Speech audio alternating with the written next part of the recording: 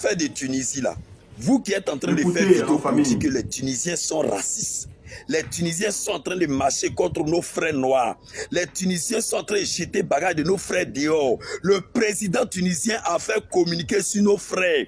Est-ce que vous avez eu le courage de demander à vos frères quel est leur comportement en Tunisie? Il y a un langage chez nous, les Akans, qui dit: on ne prend pas moitié de cola pour faire sacrifice. Les Tunisiens ne sont pas bêtes. Arrêtez de taper vos poitrines contre les Tunisiens. Vous ne pensez même pas à la femme qui a été tuée par vous-même, vos propres frères noirs, et son bébé de 6 mois qui est resté. Personne ne parle de ça. Toujours les Tunisiens sont racistes. Et Africains, arrêtez de vous jouer les complexés. À un moment donné, ayez le courage de dire la vérité. Demandez à vos frères qui sont en Tunisie, c'est quel groupe on appelle Bélé Rouge? C'est pas l'armée tunisienne. C'est vous-même, vos propres frères noirs, qui ont installé ça en Tunisie dans le but de protéger les frères noirs. Mais demandez-les, quel est leur comportement envers les frères noirs? Il y a d'autres qui ont eu pied cassé dans ça. Le président tunisien en a marre. Et ils ont raison. Parce que ici en Côte d'Ivoire, tout dernièrement, on était surchargé des mendiants. Il y a eu des personnes qui se sont levées sur TikTok. Ils ont fait live matin, midi et soir. Matin, midi et soir. Et tout dernièrement, ils tombent sur live d'une fille où elle dit: on a fait live. Le gouvernement a pris nos lives là au sérieux. Ils ont refoulé plus de 5 cas mendiants au Niger. Vous étiez fiers de ça quand le président a pris les responsabilités. Donc, le peuple tunisien aussi demande qu'eux aussi, ils en ont marre de votre comportement. Raison pour laquelle eux aussi, ils ont commencé à marcher. Sinon là, si tu n'as rien fait, tu es assis dans ton coin. Depuis quand Tunisien va venir te faire sortir? C'est parce que vous avez des frères qui ont des comportements sales. Mais vous n'avez jamais le courage de dénoncer. Parce que si vous dénoncez ça, vous-même, vos propres frères vont vous tuer en Tunisie. Donc arrêtez de me menacer. Moi là, dans ce combat-là, je serai toujours avec le président tunisien. Quand c'est comme ça, demain là, les autres qui vont s'élever pour aller en Tunisie là, ils vont prendre les mesures barrières propres et ils vont rentrer. C'était Séni Karamba. Merci. Bonsoir tout le monde, j'espère que vous allez bien. Moi c'est Loni Fresh Boy sur la page de Loli La Lumière. Je fais cette vidéo ce soir pour essayer de défier ce gars là. Pour moi c'est un égaré. Voilà.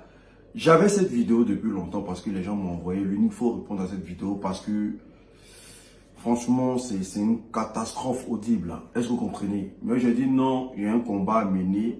Après, quand je vais finir, je vais m'en prendre à lui. Mais m'en prendre à lui, c'est trop lui donner de la contenance parce que ce qu'il est en train de débiter là, même quelqu'un qui a la folie ne peut pas se comporter comme ça. Voilà, parce que quand on est en état d'urgence, quand on a besoin d'aide, et que quand on sait que les miens sont martyrisés dans un endroit, la première des choses qu'on cherche à faire, c'est d'apporter assistance. La preuve en est, quand lui, il était en Libye,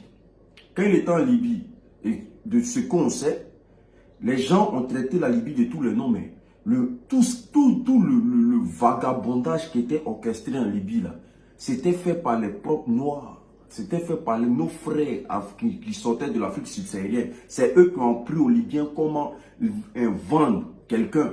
C'est eux qui ont appris aux Libyens comment torturer quelqu'un. C'est eux qui, tout ça là, les Libyens ne savaient pas ça. Eux, ils sortaient d'une guerre. Mais quand eux, ils étaient dans la misère hier, on est tous sortis si on a fait des vidéos. À l'appui, Kémy Seba, même toutes les chaînes de télé sont sorties pour demander aux gens d'aller chercher les ressortissants en Libye. Mais on n'a pas catégorisé pour dire que c'est eux qui ont créé le foutoir en Libye.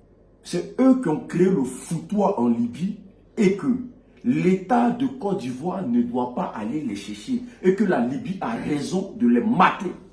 Non, l'État de Côte d'Ivoire a envoyé un avion. Ils sont allés les chercher.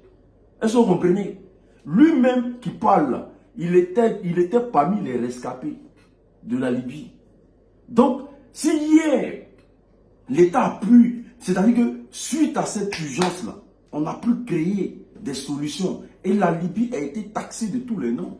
On n'a pas eu quelqu'un sorti pour parler comme ça de la Libye, pour dire qu'on soutient la Libye. C'est nos propres frères moi-même qui ont créé des syndicats là-bas, alors qu'on savait ce qui se passait dans la face partie de l'iceberg. On sait que c'était nos frères qui géraient, mais on n'a pas généralisé. Mais lui, il vient ici, il généralise. Voilà, parce qu'une sœur ivoirienne est décédée, que les protagonistes, ceux qui ont commis l'acte, ont été mis en prison. Donc, cautionne ce qui a été dit par le président tunisien. Et il dit même qu'il soutient le président tunisien. Ça, c'est d'être égoïste. C'est d'être mauvais de fond. Et c'est de penser à soi seul. Parce que hier, quand il était dans le problème, l'État a déployé les moyens. Tout le monde a parlé ici. Ils sont allés les chercher. Mais aujourd'hui, ils trouvent que c'est logique que ces frères-là périssent là-bas. Voilà. Parce que pour lui, le discours du président tunisien, ne le touche pas. Voilà. Même chose comme Johnny Pacheco. C'est-à-dire, je me pose la question de savoir, est-ce que c'est sur tous les sujets où on essaie de se faire plaire? Vous savez, parfois je dis, gueuler et puis être intelligent, c'est deux choses différentes. Il y a des gens qui ont le bavardage creux, mais qui n'ont pas, et qui ne sont pas intelligents du tout. Ils ne savent pas ce qu'ils disent. Voilà. Parce qu'il faut être confondu du cerveau pour te prononcer comme ça. Maintenant que le président allait les chercher, quel est leur langage? Maintenant que le président tunisien est taxé par l'opinion internationale et même nationale, c'est-à-dire qu'il y a des Tunisiens même qui s'asseyent pour dire que notre président a mal agi. Comment ces personnes-là se ressentent? Comment ils se sentent aujourd'hui? On vous a toujours dit que l'ennemi de l'Africain, c'est l'Africain lui-même. C'est l'Africain qui peut tenir ce genre de discours pour qu'on essaie d'accabler leurs propres frères africains. Parce que on a quelque chose qu'on a toujours mûri en nous, c'est la haine. Le laisser pourrir. Voilà, c'est son problème, c'est pas mon problème. Si je peux gâter, je vais gâter. Et j'ai vu ce gars-là débiter des énormités sur les réseaux sociaux. Je me disais, mais quand c'était à ton tour, les gens ne parlaient pas comme ça. Hein? Les gens se plaignaient de tout ce qui se passait. Ce qu'il doit savoir, c'est qu'en Tunisie, là, il y a des étudiants. Ce qu'il doit savoir, c'est qu'en Tunisie, il y a des gens qui sont allés travailler. Ce qu'il doit savoir, c'est qu'en Tunisie, tout le monde n'est pas voyou. Et quand il y a une situation dans un pays, on ne généralise pas. Mais à défaut d'avoir un cerveau qui réfléchit, beaucoup de personnes en Afrique là-bas réfléchissent avec leurs pieds. Parce que c'est le pied qui les guide. Tout ce que le pied dit, c'est ce qu'ils font. C'est pour ça qu'ils sont toujours prêts à généraliser toutes sortes de propos, toutes sortes de conditions. Mais ils ne réfléchissent pas. Ils ne réfléchissent pas, ils ne se mettent pas à la place des personnes qui subissent. Mais cette injustice-là, et c'est dommage. Je soutiens le président de la Tunisie. Pendant que la Banque mondiale sanctionne ce président-là. Pendant que la Banque mondiale est en train de faire respecter ta couleur de peau. Allons parler. Moi, j'ai vu cette vidéo-là, j'étais choqué. Mais mon combat était de parler au gouvernement de Côte d'Ivoire pour qu'on puisse partir chercher mes frères. C'était ça qui était vraiment le combat premier. Pas écouter ces énergumènes-là, ces attardés-là, sur les réseaux sociaux, qui veulent se faire plaire, toujours à juger les gens, alors qu'ils ont vécu les mêmes catastrophes, mais que les autres. Et c'est dommage. Après, on se dit, porteur de sans-voix. Non, c'est juste des profiteurs de situation. Ce ne sont pas des porteurs de sans-voix. C'est juste des profiteurs de situation. Quand ça les arrange, ils sont bien. Mais quand tu passes ton temps à manger dans des Tunisiens, des Libanais, à ne point finir, c'est normal que tu aies ce genre d'ajustement. Parce que tu as vendu ta dignité. Tu as vendu ce qu'on appelle honneur là, tu as tout vendu. Voilà, tu es devenu leur mauviette en Côte d'Ivoire là-bas. C'est normal que tu aies ce genre de discours. Nous qui avons encore de la dignité, on ne peut pas avoir ce discours-là.